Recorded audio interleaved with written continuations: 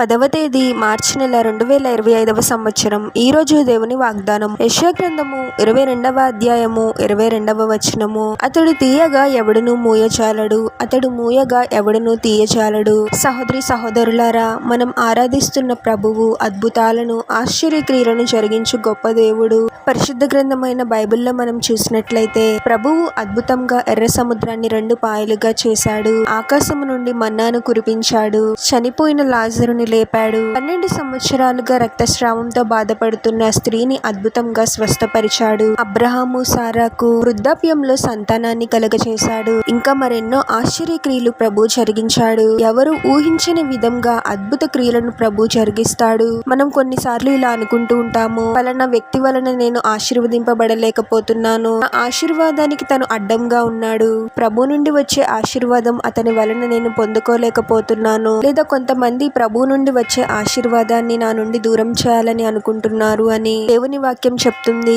అతడు తీయగా ఎవడును మూయచాలడు, అతడు మూయగా ఎవడును తీయచాలడు అని. ప్రభువు ఎంతో శక్తిగల దేవుడు. ప్రభు మన జీవితంలో ఏదైనా కార్యం జరిగించాలి అనుకుంటే తగిన సమయంలో ఆ కార్యం తప్పకుండా జరుగుతుంది. దానిని ఆపగలిగే శక్తి ఎవరికీ లేదు. ప్రభు మనల్ని ఆశీర్వదించాలి అని అనుకుంటే దానిని ఎవరు ఆపలేరు. కాబట్టి ఎప్పుడు కూడా పలానా వ్యక్తి నాకు ప్రభు నుండి ఆశీర్వాదాన్ని దూరం చేస్తున్నాడు అని ఎప్పుడు అనుకోవద్దు. ప్రతి పరిస్థితిలోనూ మనం ప్రభువునకు లోబడి ప్రభు మన జీవితాలలో జరిగించబోయే కార్యాల కోసము ఓపికతో కనిపెట్టాలి. ప్రార్థన.